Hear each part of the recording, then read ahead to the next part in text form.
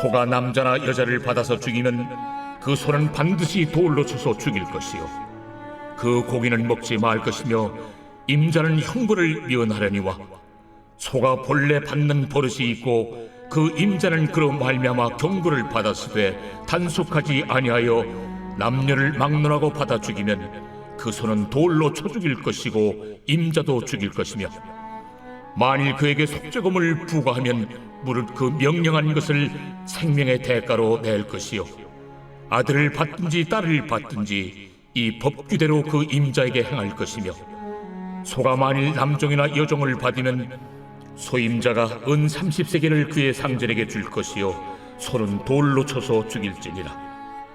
사람이 구덩이를 열어두거나 구덩이를 파고 덮지 아니하므로 소나 나귀가 거기에 빠지면 그 구덩이 주인이 잘 보상하여 짐승의 임자에게 돈을 줄 것이요 죽은 것은 그가 차지할 것이니라.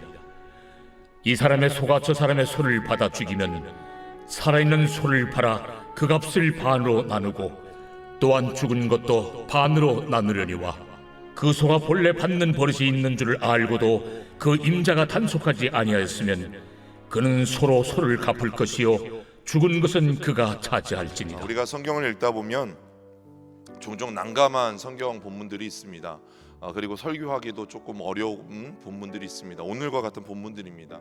뭐 도시에 사는 분들이기 때문에 소를 키우시는 분들도 없으시고요. 또 여러분 길바닥에 웅덩이를 파시는 분들도 없으시고, 그래서 이런 말씀을 우리가 볼 때마다 나랑 상관이 없는 말씀으로 우리는 여기기가 쉽고, 또 이런 본문이 나랑 상관이 없으니까 읽을 때마다 재미없게 느껴질 때가 참 많이 있죠. 그러나 분명히 성경은 수천 년 전에 쓰여지긴 했지만 그럼에도 불구하고 그 당시 사람들이나 오늘을 사는 우리들에게 반드시 필요한 말씀입니다. 여러분, 그 당시와 지금의 상황들, 또 우리와 사는 형편들이 다르긴 하지만 하나님이 이렇게 말씀하셨던 의도, 또 하나님께서 그렇게 말씀하신 것에 대한 의미는 여전히 지금을 살아가는 이 시대에도 남아있기 때문입니다. 오늘 하나님께서 이렇게 율법의 규정들에서 말씀하신 것들을 통해서 우리가 볼 수 있는 것들은 하나님은 매우 합리적으로 보상할 것에 대해서 말씀하고 계시고, 그리고 결국 그 합리적인 보상 안에는 그 피해를 받은 사람의 회복을 하나님이 분명히 목적으로 하고 계시고 있다는 사실입니다. 하지만 이런 합리적이고도 당연한 것이 정말 우리의 삶 속에도 우리가 당연하게 여기면서 살아가고 있는지는 의문입니다. 오늘 이 회복에 대한 말씀을 우리가 잠시 살펴보면서 성경이 우리에게 보여주는 삶이 무엇인지 우리가 생각해 보기를 원합니다. 여러분, 본문에서는 먼저 소가 갑자기 사람을 들이받았을 때 그 사람이 죽은 경우에 대해서 어떻게 해야 할지 말씀하고 있습니다. 여러분, 그럴 때는 일반적으로는 소만 죽이고 주인에게는 책임이 없다라고 성경은 말씀하고 있죠. 소 때문에 사망사고가 발생했지만 그 소가 돌발적으로 일으킨 사고에 대해서 주인은 책임이 없다라고 성경은 말씀하고 있습니다. 그리고 주인에게는 어떠한 책임도 묻지 않습니다. 왜냐하면 주인이 그 소를 훈련시켜서 소로 하여금 다른 사람을 죽게 만든 것이 아니기 때문입니다. 어떤 의도나 악이나 부주의가 없기 때문이라고 판단하고 있습니다. 그래서 사고는 너무너무 안타깝지만 그 사고로 인해서 사람이, 즉 주인이 억울하게 형벌을 당하는 것을 하나님은 생기지 않도록 막고 계신 것이죠. 그러나 그 다음 경우에는 조금 다릅니다. 그 소가 받는 버릇이 있는 소예요. 좀 성질이 좋지 않아서 늘 들이받는 버릇이 있는 그 소가 만약에 사람에게 상해를 입힐 경우에 하나님은 그것을 어떻게 간주하십니까? 살인으로 간주하십니다.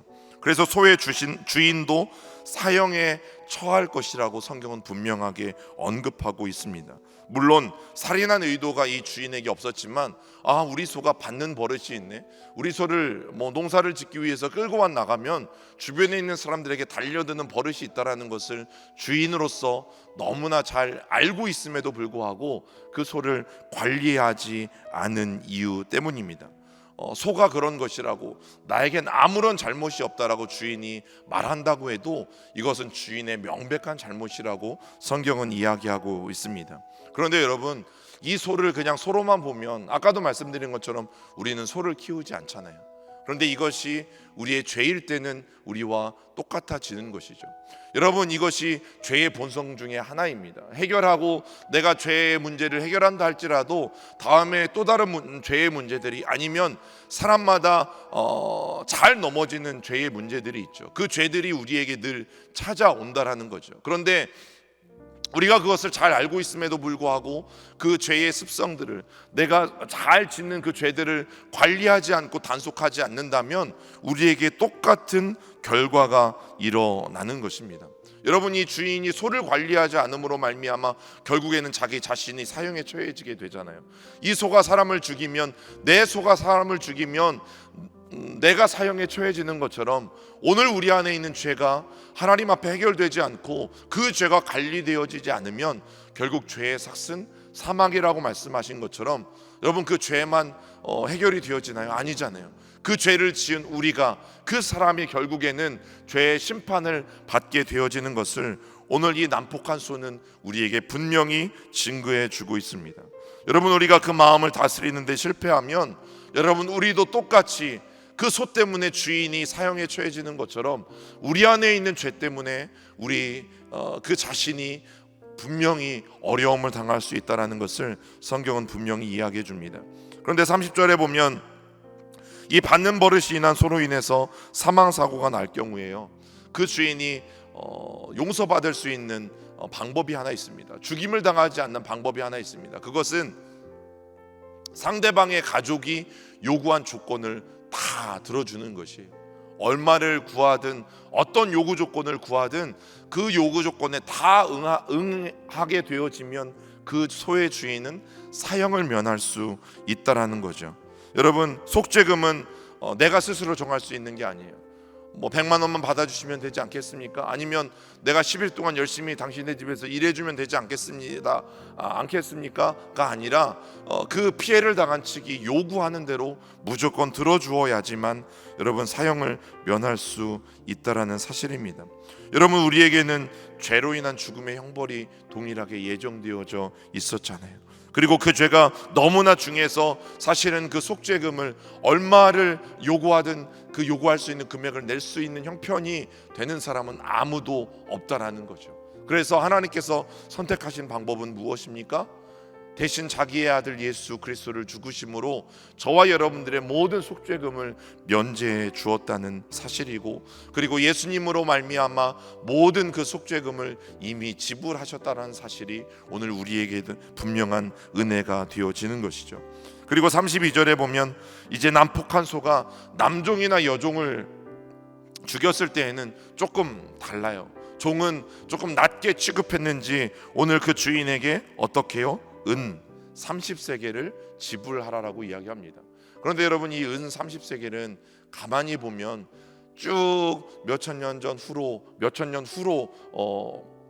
시간이 흘러가게 되어지면 누구의 몸값인 줄 아십니까? 예수 그리스도의 몸값이에요. 그런데 여러분 생각해 보세요. 10년 전 100만 원과 지금의 100만 원이 다르잖아요.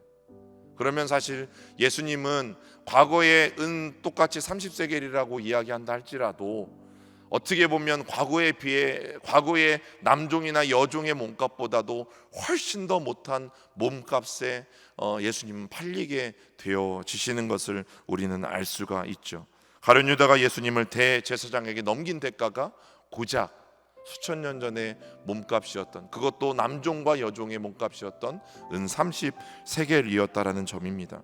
여러분, 예수님은 겨우 종의 몸값에 팔려서 고초를 당하셨고 십자가에서 돌아가신 것을 우리는 믿고 있죠. 그럼에도 불구하고 예수님은 우리를 위해서 개의치 않으셨고 어떤 모욕도 또 어떤 고통도 감당하시고 그의 목숨을 대속물로 주셨다는 사실입니다.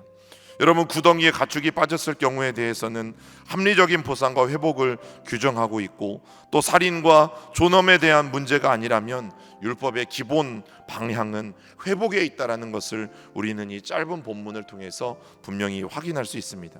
하지만 우리의 실제 삶은 어떠한지 한번 돌아와 볼 수 있길 바랍니다. 하나님의 형상과 존엄의 회복과는 사실 거리가 있죠. 끊임없이 경쟁하고 우리는 끊임없이 빼앗고 또 끊임없이 빼앗기지 않으려고 지키는 것에 몰두하며 살아가고 있습니다. 여러분, 오늘을 사는 하나님의 백성들은 하나님의 뜻을 분별해야만 하고 또 이 세상에서 그 뜻대로 살라고 부르심을 받은 사람들이 그리스도인입니다. 네가 열심히 기도하고 하나님의 복을 받아서 그것을 간증하며 살으라고 우리가 부름을 받은 것이 아니라 어떻게든 하나님의 백성은 하나님의 뜻을 분별해서 이 세상에서 그 뜻을 실천하며 살아가라고 부르심을 받은 사람들입니다. 그렇기 때문에 우리는 예수님의 그 십자가의 길을 따라서 어떻게 해요? 이 세상의 회복, 한 영혼의 회복, 한 사람의 회복을 위해서 끊임없이 실천하고 행동해야 할 필요가 우리 가운데 분명히 있다라는 것이죠. 여러분, 분명 성경의 말씀과 방향은 우리가 살아가는 세상과는 너무 달라요. 우리는 소를 키우지도 않고 또 물을 가두어 두기 위해서 웅덩이를 파지도 않기 때문입니다. 하지만 우리의 삶은 타인을 회복시키고 그리고 타인을 하나님께로 다시 돌아오게 하라는 부르심 가운데 있다는 것을 잊지 않으면 안 됩니다. 여러분, 하나님께서 세워주셨던 율법의 이 목록 하나하나들의 초점은 바로 그곳에 있기 때문입니다. 한 영혼의 회복, 피해를 받은 상처를 입은 한 가정의 회복, 이것이 하나님께서 율법을 이스라엘 백성들에게 가르치신 목적이었습니다. 경쟁과 탐욕과 죄가 가득한 곳에서 우리가 여전히 다른 사람들과 비슷한 모습으로 살아간다면 과연 우리를 통해서 회복이 일어날 수 있을까요? 그래서 오늘 말씀이 우리에게 더욱더 와닿는 것 같습니다. 여러분, 예수 그리스도로 인해서 회복된 우리는 이 세상을 회복시켜야 할 책임이 분명히 우리에게도 있다라는 사실입니다. 오늘 저와 여러분들이 새벽 기도할 때 좀 한 영혼을 떠올렸으면 좋겠습니다. 이 코로나로 인해서 주저하고 있는, 아니면 영적인 어떤 침체로 인해서 주저하고 있는 가족도 좋고 아니면 지체들도 좋고, 여러분 꼭 한 영혼을 떠올렸으면 좋겠습니다. 그리고 예수 그리스도가 나를 이렇게 회복해 가시는 것처럼, 코로나로 어려운 중에서도 나를 이끌어 가시는 것처럼 하나님께서도 여전히 그 영혼을 회복시키시고 또 이끌어 가달라는 기도가 오늘 이 새벽 저와 여러분들의 간구의 제목 가운데 또 함께 있기를 소망합니다. 우리 같이 기도하겠습니다. 살아계신 하나님, 감사합니다. 오늘도 하나님의 그 은혜와 사랑으로 인해 여기에 우리가 있습니다.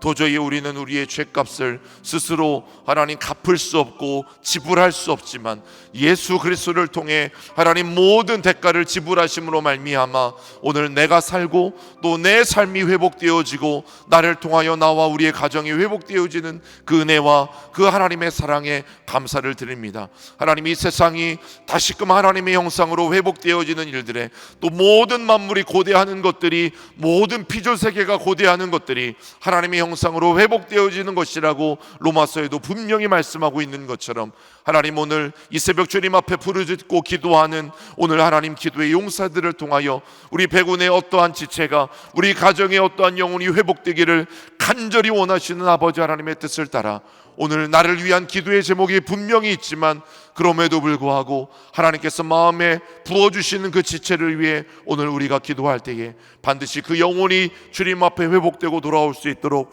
인도하여 주시옵소서. 하나님, 오늘 우리의 삶을 주님께 온전히 올려드리며 나아가오니 하나님께서 감찰하여 주시고 동행하여 주셔서 하나님의 뜻대로 행하는 귀한 하루가 되게 하여 주시고, 또 하나님 오늘 있을 수요 저녁 예배를 통하여 하나님의 놀라운 은혜와 사랑이 또 우리의 백운의 모든 성도들 가운데 나타나게 도와주시고, 하나님 날마다 예배할 때마다 주님을 만나게 하시며 그 예수님과의 하나님과의 만남을 통하여 우리의 삶에 부어주시는 하나님의 은혜와 또 말씀과 치유를 경험할 수 있도록 인도하여 주시옵소서.